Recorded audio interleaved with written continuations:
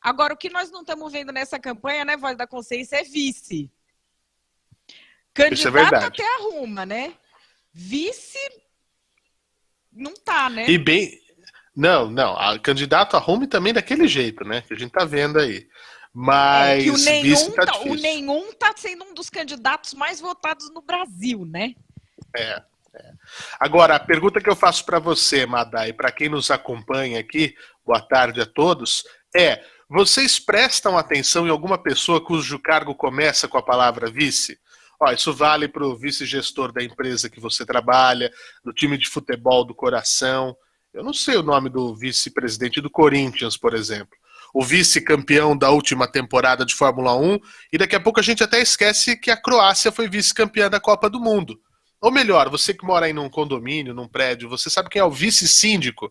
Pois é, se a sua resposta foi que não presta atenção, deveria mudar essa postura, sobretudo se nós pensarmos no vice-presidente da República. Dia 5 de agosto, como a gente sabe, é o fim do prazo para os partidos políticos apresentarem as suas chapas para a inscrição e concorrerem aos cargos nas eleições desse ano.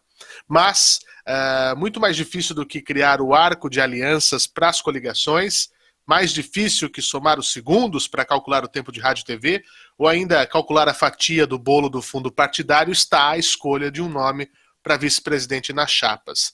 Mas qual que é o motivo de tanta preocupação, já que o próprio presidente Temer, naquela fatídica carta enviada a Dilma Rousseff, disse que seu papel como vice era meramente decorativo, lembra? Pois é, vejam o próprio Jair Bolsonaro, já passou de general a advogada, incluindo até um astronauta na lista de vice para a candidatura dele. Acontece que o cargo, posto de vice-presidente, não é tão inexpressivo assim. Os vices têm papel importante na condução de um governo, sobretudo num país como o nosso, onde há sempre a sombra do imponderável, como explica o professor, jornalista especializado em política, Gaudêncio Torquato. Olha, o vice é o segundo cargo mais importante da República. O presidente, o vice substitui o presidente dos impedimentos do presidente. E no Brasil a importância até maior por conta do senhor imponderável dos anjos que está sempre nos visitando. Esse senhor imponderável apareceu por ocasião da morte do Tancredo, Sarney assumiu, apareceu por conta do afastamento do Collor, também assumiu, e apareceu também agora, recentemente, do impeachment da presidente Dilma, Michel. Então, o vice-presidente, o cargo de vice-presidente é muito importante num país como o nosso.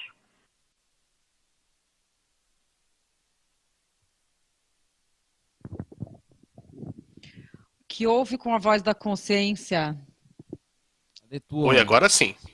Chama agora o vice. Sim. Quem que é seu vice? O meu microfone havia falhado. Mas olha, quem acompanha a Gazeta do Povo já deve ter visto o raio-x dos nossos vices históricos que assumiram a presidência, feito na reportagem da nossa colega Laura Beal Bordim.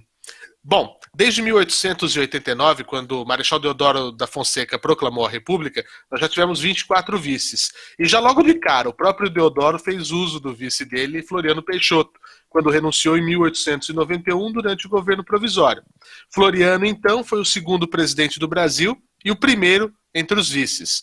Mas o cargo de vice-presidente nem sempre existiu. Foi criado na Constituição de 1891, a primeira, extinto em outras duas cartas constitucionais, em 34 e 37.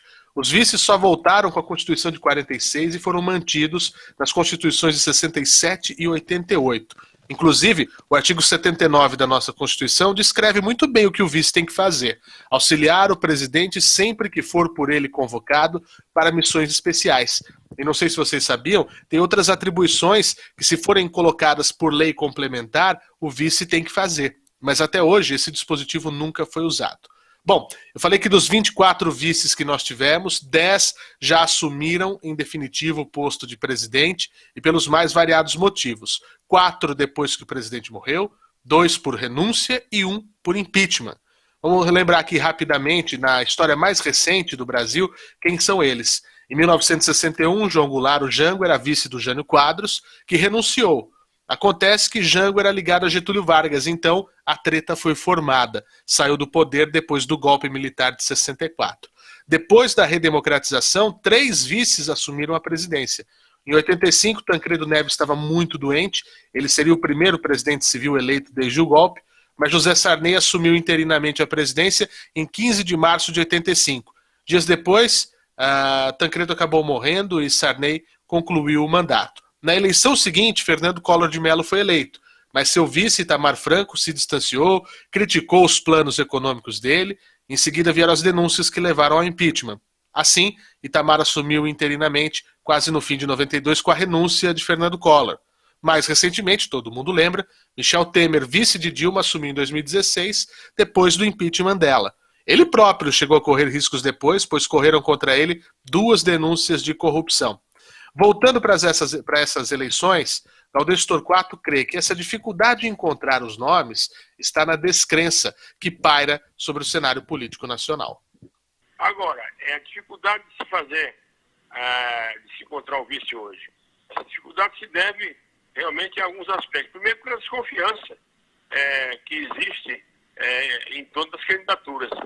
Então, essas dificuldades estão acontecendo de maneira inusitada há pouco mais de 2 meses. Vamos ter a eleição presidencial. Então, e a essa altura não temos visto ainda. Até o dia 5 tudo isso está decidido. Até o dia 4 de agosto agora, tudo vai ter que ser consolidado em função do término o prazo final para a realização das prévias, dia 4 de agosto. Então, o vice se apresenta nesse contexto. Dificuldade realmente muito grande de encontrar um nome que agregue respeitabilidade, agregue votos, tenha influência. Não pode ser qualquer pessoa, não. Pode ser apenas uma celebridade. Porque a pessoa é conhecida, não é isso apenas que determina a escolha de um vice, não. Então, em função da credibilidade, respeitabilidade, conhecimento do país, experiência, outros, entre os valores que estão por trás da escolha do vice. Olha, Madá, pelo que eu estou vendo, a gente vai ver nos jornais daqui a alguns dias o seguinte: classificados. Admite-se vice-presidente com urgência. Desejável ser correto, justo, honesto, trazer votos e que esteja preparado para o imponderável. Tratar no partido mais próximo, no horário comercial. Olha, eu queria sugerir uma mudança de título para essa matéria dos vices. Eu não sei qual. Tenho 2 títulos na minha cabeça. Eu não sei qual você acha que seria o melhor. Brasil, o país do vice-macumbeiro, ou Brasil, o país do vice-fura-olho? O fura-olho eu acho legal, hein? Fura-olho. E 24-10, hein? Brasil, o país do vice-fura-olho. Não é esse o título? Qual que é o título da matéria de verdade? A matéria da Gazeta é: vice-presidente é importante, relembre 10 nomes que assumiram o Planalto. E essa minha tá lá, classificados. A minha deixa eu pegar aqui, tá? Achei. Classificados, 2 pontos. Admite-se vice-presidente com urgência. Eu gostei dessa. Agora, outra eu colocaria assim: Brasil, o país do vice-fura-olho. 10 dos 24 assumir o posto do principal. É verdade. Gente!